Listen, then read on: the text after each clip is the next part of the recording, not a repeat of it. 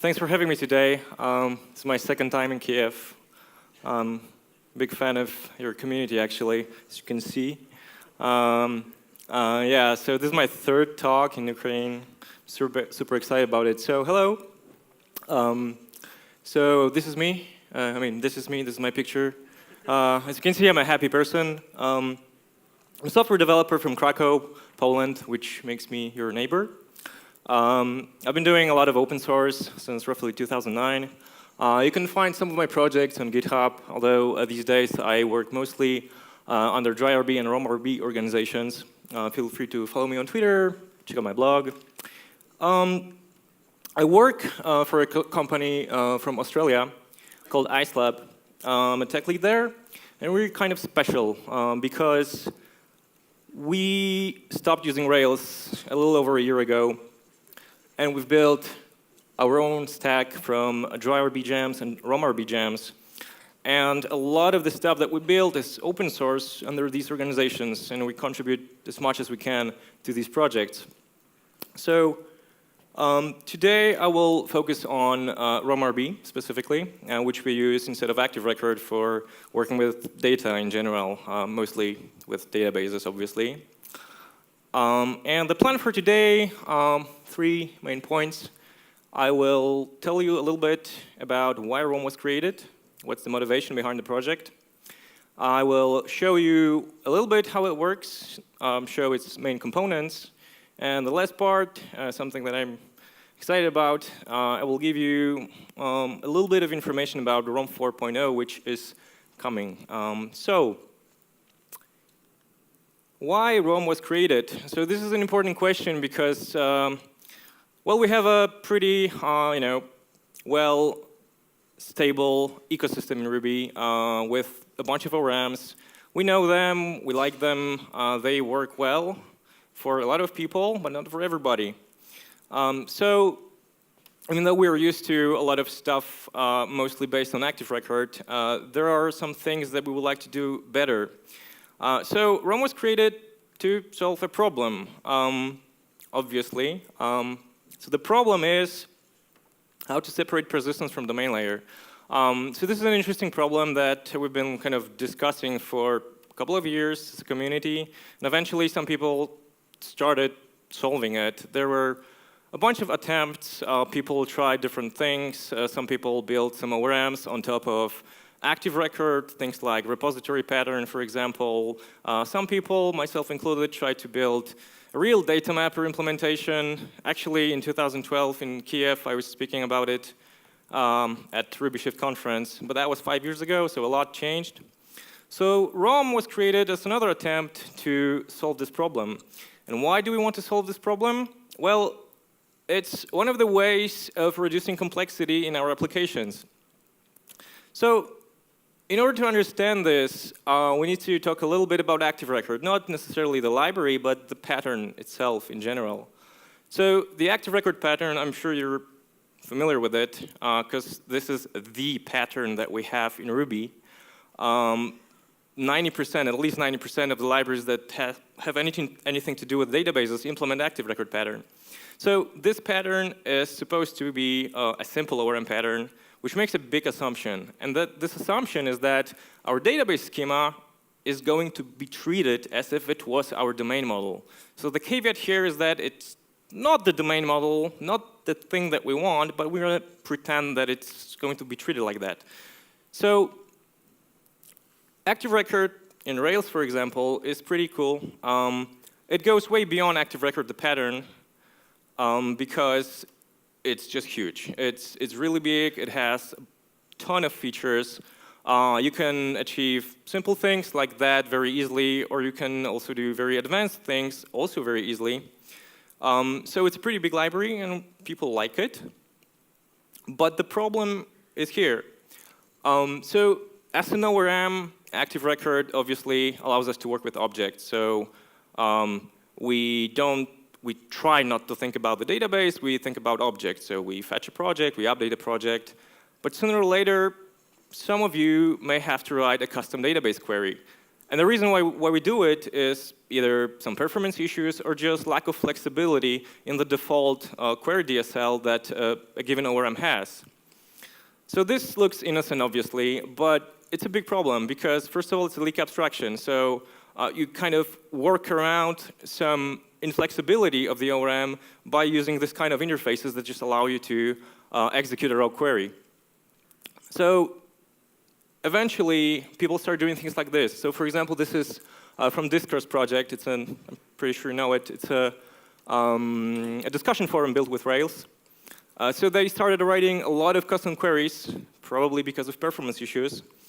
They've written so many custom queries that they eventually build their own SQL builder.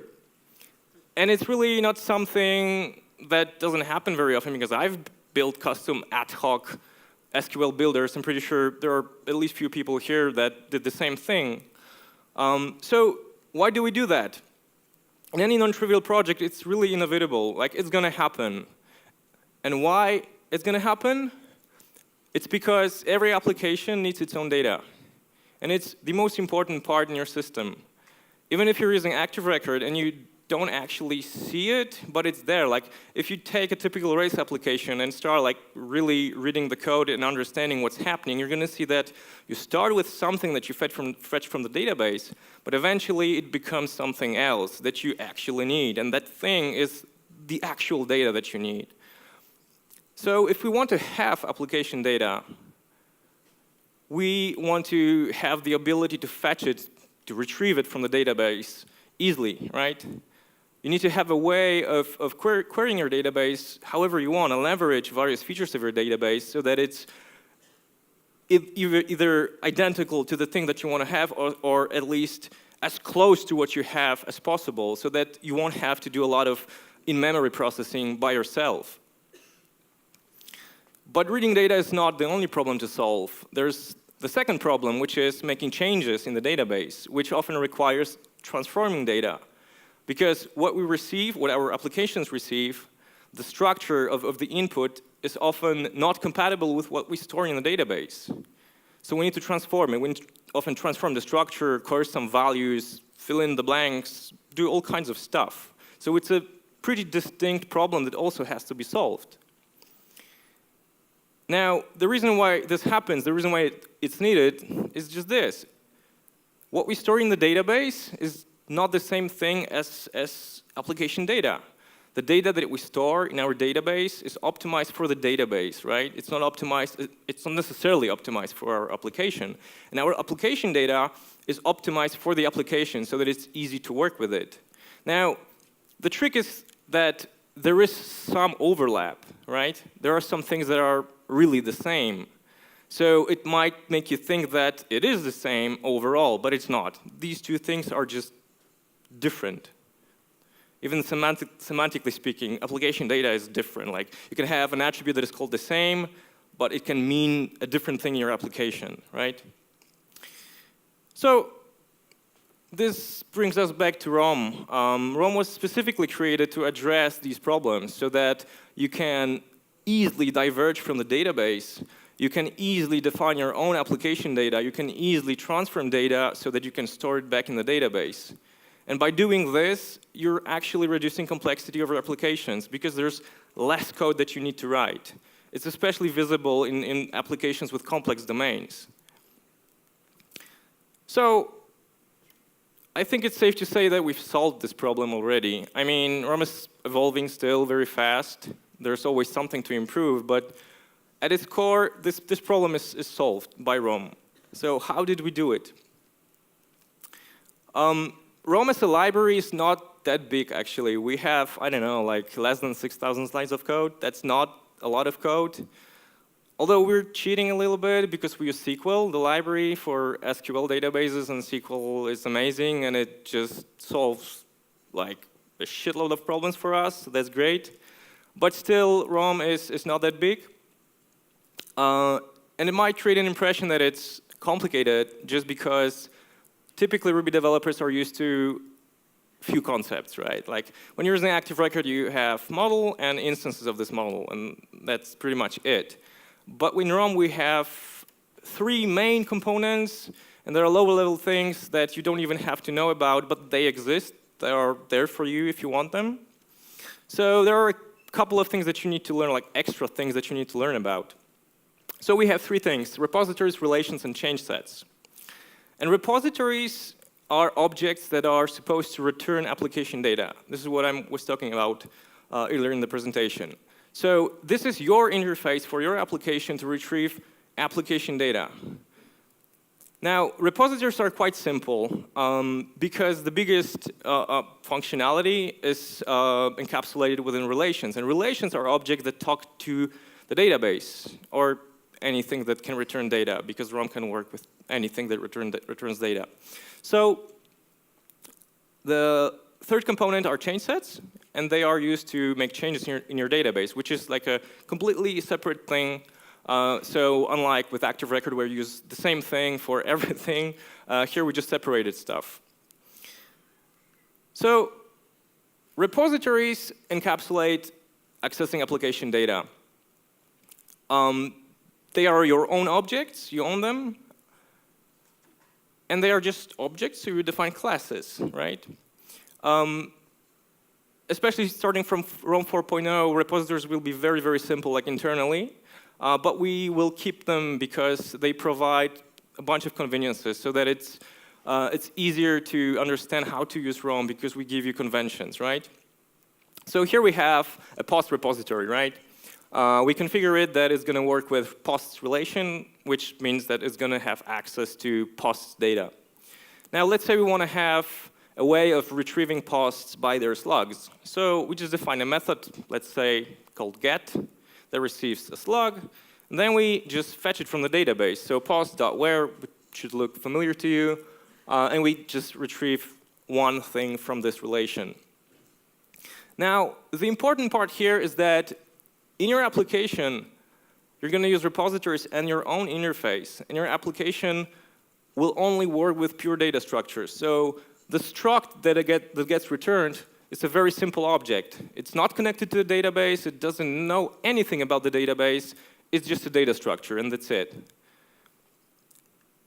And it's important to understand that this is a very simple convention to use ROM, where you completely decouple your application layer from persistence, because you're going to get back simple structs. You're going to use your own interface. Your application will not know about tables, about specific query DSLs, about methods like where. It's just not there. You just use simple interface, your own interface. You control it. Now, repositories use relations, and you can say that relations encapsulate database queries. It's one of the ways to put it. It definitely works well with SQL databases, where we have SQL queries. But we can also say that relations in general encapsulate accessing data from the outside world. Whether it's a database or a YAML file, it doesn't matter. So relations, just like repositories, are objects. So we define classes. We configure them to work with a specific database type. And then relations have relation schemas. For your convenience, we added support for inferring schemas automatically from the actual database schema so that you don't have to define all the attributes yourself. And within schemas, you can define associations. This is similar to Active Record, with the exception that we're not talking about a model that has something or belongs to something. We're literally configuring like relationships between data. So there are things like belongs to, has many. This looks familiar, right? Now, the biggest reason why you have your own relations is that you can define your own methods that return other relations. You can think about it as if something like Active Record scopes. The difference here is that, first of all, these are instance methods, so you have more control over their visibility. And the second big difference is that you can chain them, obviously, but you can also compose them so that one relation can get data based on information from another relation. And associations are based on that. So these methods are called relation views. Just like actual SQL views, these are just smaller subsets of the data. And this is how you basically can easily diverge from canonical representation of the data and just establish your own data structures. And we have a query DSL that is, it's using a lot of SQL, the library, under the hood, but we added a lot of extra stuff. And I think it's safe to say that it's probably the most powerful query DSL that we have in Ruby when it comes to SQL. We have support for like SQL functions, for querying values, renaming things, concatenating things. Great support for JSONB. You can project JSONB data, extract values, convert, do a lot of stuff. So this is pretty powerful, and this is the way how you can define your application data, so that you just take all the stuff that you have in your database and narrow it down to a simpler form. Now, once you have your own relations and once you narrow down like the scope of the data, you can very easily compose these data structures into just whatever you need. So repositories have some additional features, like, for example, built-in aggregates, which are like nested data structures. And you can, like, let's say, we're gonna find posts and create an aggregate with tags. And then we're going to narrow it down to our index view. So eventually, our application will work with a simple array with simple data structs. So this doesn't stop here, because ROM has a first-class feature where you can decorate data with your own classes. So let's say you define some decorator with tags list method, and the only thing you need to do is to ask repository to wrap the original struct with your own class, and that's pretty much it. So this gives you a lot of flexibility, because you can like split various features into certain decorators for, I don't know, stuff like JSON or view objects and templates. So this is a really nice way to encapsulate certain functionality in custom classes and get it mapped easily with ROM. So that was very quickly about reading data, but what about changing data? As I mentioned before, this is a pretty distinct problem to solve. So what we've come up with are change sets. If you've used Ecto from Elixir, this is similar, not identical, but similar. I mean, the concept is identical, but the implementation is different, mostly because it's Ruby, not Elixir. So change sets are meant to simplify the process of creating and updating data. You can also use change sets for deleting data, but the most significant feature set is for creating and updating. The simple example here shows you how you can just create a change set with new data and commit it. You're going to get back whatever the database returned. So it's a simple hash. You can use change sets with repositories. If you use a change set with a repository, it's going to give you back a struct, which is just consistent with how reading data works. So instead of hashes, we get back structs. But the real reason why you want to use change sets, there are actually two real reasons why you want to use change sets. And the first one is associating data. In ROM, we don't use objects like an active record that can be changed. So structs are immutable. So you cannot like create a user and add new posts to its posts relation, I suppose, and then save it.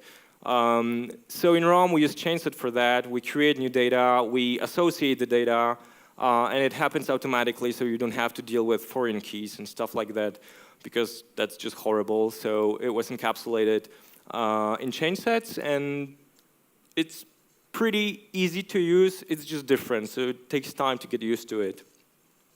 And the second big reason is transforming data.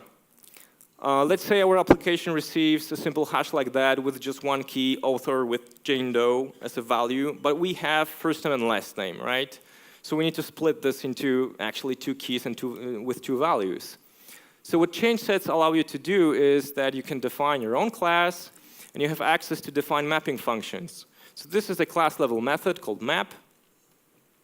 If you pass in an argument, then changeset will pass the original input. So within that block, you can just do whatever you want. So here we're just splitting it into two fields and returning a new hash back. But you can also define more mapping functions. They are executed in the same sequence as you define them. So if you define a mapping function without any argument, you're going to have access to a data transformation DSL. And there's another kind of less known thing, because it uses functions that are then composed into a pipeline, again, just like in Elixir, surprise, surprise. And they are just executed one by one, and the result from the first is passed to the next. And you have access to, I don't even remember how many functions, but a ton of built-in data transformation functions, both for hashes and arrays, with additional stuff like coercions. And you can also use your own functions if you want. So this is pretty convenient, because even enumerable is not that great in really complicated scenarios. So you can use it to transform even very complicated data structures into a different structure that is compatible with your database. So at the end of the day, we can ask repository for your own change set, give it some data. If you dump it into a hash, you're going to see that you get back a hash that can be persisted in your database. But since change sets work like hashes, they quack like hashes, you can use them with repositories. So if you use a change set with a repository, you're going to get back a struct with first name and last name. So this is pretty convenient, because you can have as many change sets as you want, depending on the use cases that you have, and you can transform data structures very easily with that. And another kind of additional feature is that change sets work both with hashes or collections of hashes, array of hashes. So if you pass in an array with hashes, it's going to work just like with a single hash, and it's going to give you back whatever was inserted into the database. OK. Finally, my favorite part. So now I want to talk a little bit about rom-4. So it's coming, and this is the first actual major release. I know it sounds weird, but we're following semantics versioning, and we released 3 major versions, but major as in based on semantic versioning. We had to bump major versions because we broke public APIs, right? But ROM is kind of a special gem that we built from the ground up. So we didn't start with fancy, shiny DSLs. We started with pretty low-level stuff and gradually started building up with some high-level features. So it took us, 3 years to have a complete set of APIs that we just feel confident about. And with version 4.0, we're just ready to release ROM for the so-called general audience. And by doing that, we want to just lower the barrier when it comes to even basic things like installing ROM or configuring ROM, but especially when it comes to just using ROM, right? So what does that mean exactly? The first change is that we created a new gem. We changed existing ROM gem into a meta gem. So with ROM 4.0, to install ROM, you just add ROM, and you add the adapter that you need. In this case, it's ROM SQL. Now, the new ROM gem depends, a meta gem that depends on core, mapper, repository, and changeset. And core and changeset are new gems. ROM core is basically what we already have, but just moved to a new gem. And changeset is going to be extracted from repository, because it's implemented within repository right now. It's going to be improved, and we'll talk a little bit about this later.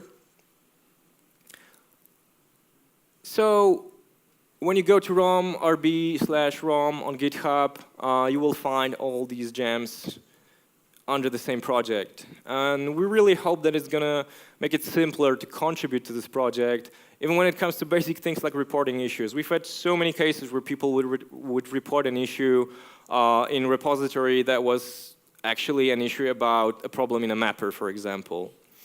So that was just annoying for both parties. So I think that having everything in one place will just make it simpler for people. But it should also make it simpler to contribute to the project by sending pull requests, because everything is in a single place. And it's also much easier to work on new features that are spanning multiple repositories, because everything is in a single place. So it's easier to run specs and see that you didn't broke anything. So the biggest improvement, I believe, is the fact that we're moving the most advanced features from ROM repository to ROM core API. ROM repository was created, over a year ago, I think, and it started as a layer on top of core API, which was just a layer of additional complexity. But it was necessary because we wanted to keep the core API as simple as possible while we were building adapters, so that we didn't expand the core API in a way that would block certain adapters, because that's exactly what happened in Data Mapper project. So we didn't want to make the same mistake again. So we started with repository and just experimented there, added a bunch of advanced features. We've seen how it works. We've seen that it works well. We've become confident about it, so it's time to move it to the core, especially that we have a bunch of adapters and we know that they're going to work very well with these features in the core library. A lot of this work is done already in master, and what it means specifically is that relations will become more powerful. We have a feature called auto-mapping, which means that regardless of how you compose your relations, they will be auto-mapped to nice structures automatically. You can just enable it. You will be able to enable it globally or disable it globally, or enable it per relation or disable it per relation, if that's what you want. So what it means in practice is that, for example, if you use associations to compose some data, you're going to get back nested structures, which is not the case in the current released version of ROM, because you would get nested arrays. So this is a feature known from rom-repository. It's going to be now available in the ROM itself, which will also be more consistent. Now the next feature is auto-struct. This is a really big feature because we are able to infer structs automatically based on schema information. Even if you diverge from canonical schema, even if you use some kind of SQL, for example, SQL functions, or any kind of advanced features, we keep track on every projection. We know what's the return value, what's its type, what's its name, whether it was aliased or not. We keep track on this information, and we are able to infer structs for you automatically, regardless of what kind of query you used. So this is also a feature known from rom-repository, and it's been moved to ROM core. You can, as you can see, you can enable it in the same way. So now the difference is that we get back structs, just like in repository in the current release version. Now, something that I think will have the biggest impact on how you use ROM, and this is part of our effort to make it for people, simpler to use ROM, is the ability to define your own namespaces and your own base classes.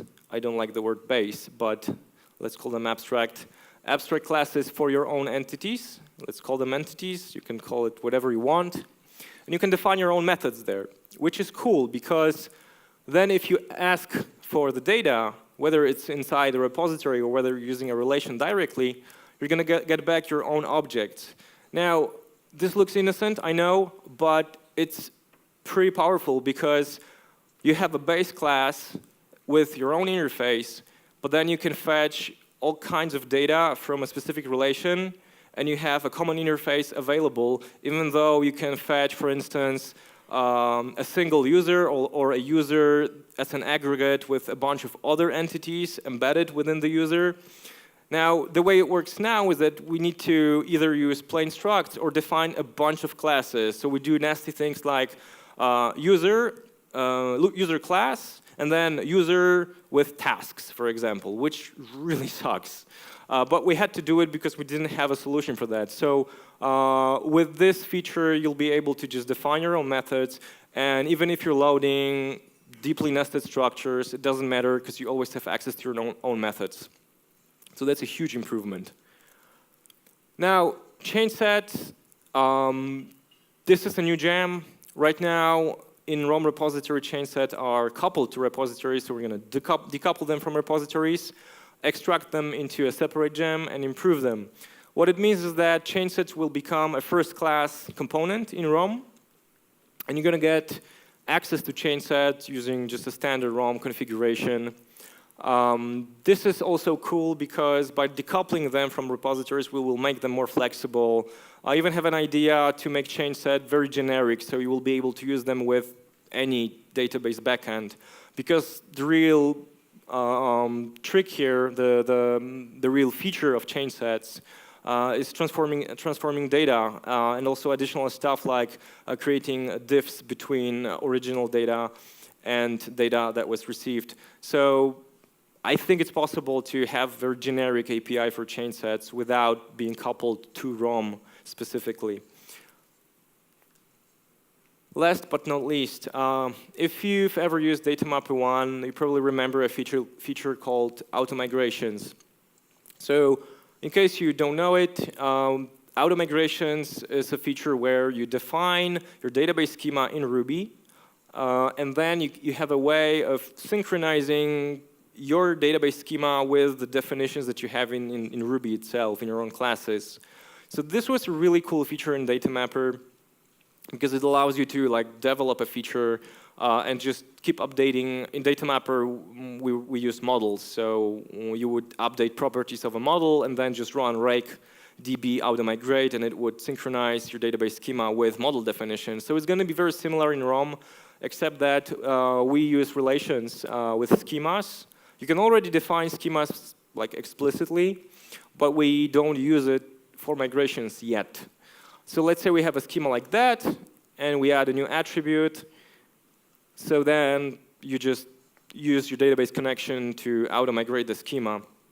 Now, the idea behind this is that you're going to be able to use it while developing a feature. So let's say you have a branch with some features, you're changing schema, you're going back and forth, changing your mind, and you just keep auto-migrating, and it just synchronizes your database schema based on relation definitions. And once you're done, you will be able to ask ROM to generate a production deployment script that will perform the whole migration, and you will be able, obviously, to revisit it and adjust it if it's needed. So you can say that in general, we want to just take a look at the whole idea behind migrations and maybe just revisit it and try to do it in a different way.